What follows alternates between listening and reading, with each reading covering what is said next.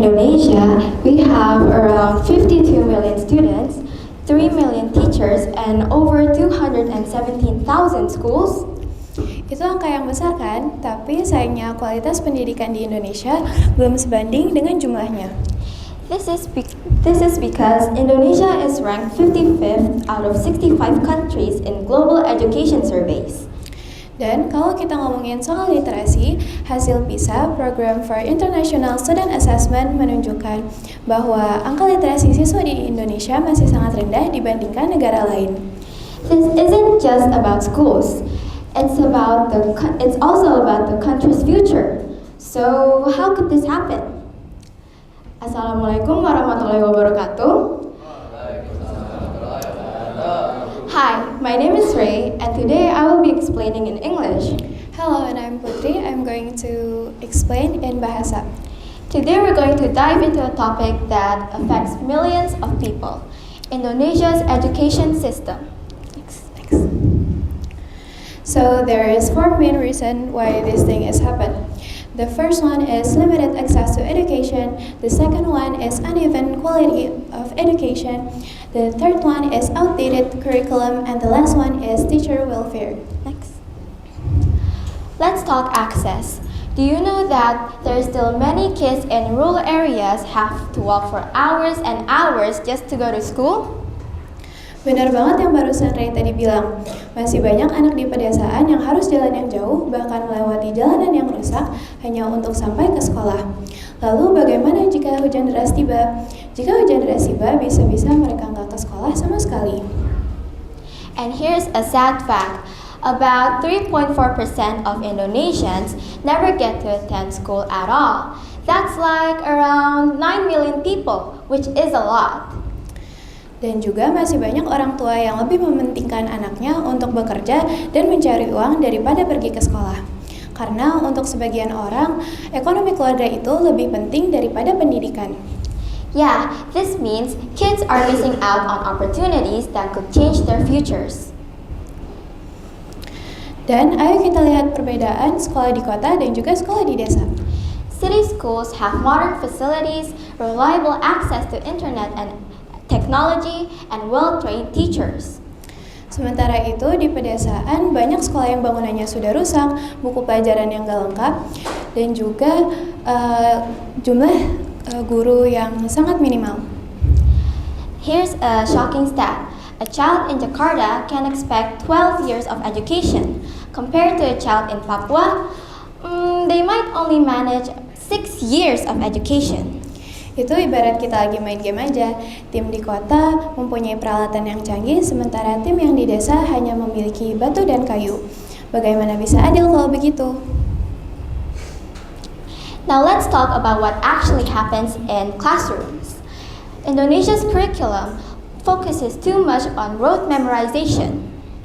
Kalau kurikulum kita sekarang, sekolah lebih mementingkan muridnya untuk menghafal dan gak memikirkan untuk berpikir kritis, berpikir kreatif, dan juga bekerja sama tim. Exactly. This doesn't help prepare students for real life. Instead of solving problems, they're just memorizing facts. Dan juga ditambah lagi ada tekanan untuk mendapatkan nilai yang sempurna. Karena itu banyak siswa yang memutuskan untuk melakukan kecurangan sebagai berikut, yaitu menyuap, mengubah hasil akhir mereka, dan juga menggunakan jalur orang dalam hanya untuk bisa masuk ke sekolah favorit. And also, the curriculum faces frequent changes without proper implementation. Indonesia's curriculum has changed multiple times. That's why some schools and teachers have struggled to adapt due to limited training and unclear guidelines. Next. Dan ayo sekarang kita berbicara tentang guru. Guru di pedesaan itu jarang banget diperhatikan oleh pemerintah sekitar. That's right. Teachers in rural areas often struggles with low pay and bad working conditions.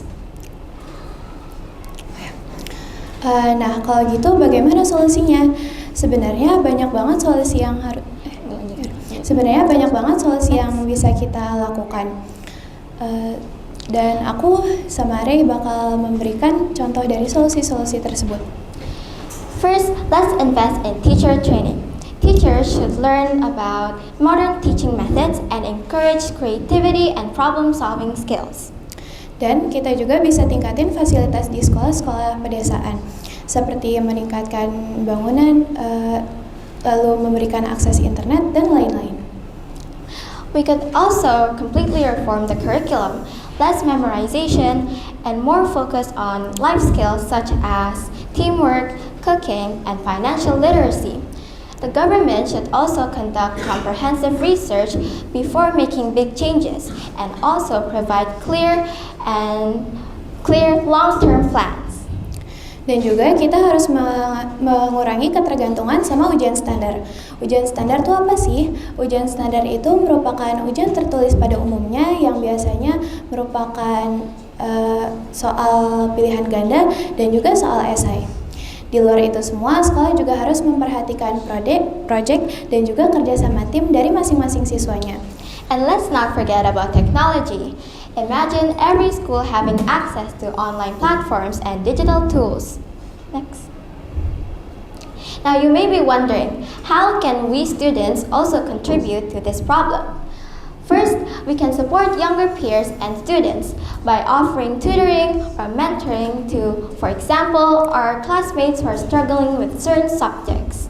And in our school, we could also volunteer as teachers at Sekolah Bisa, which is a school focused on kids who have struggled economically.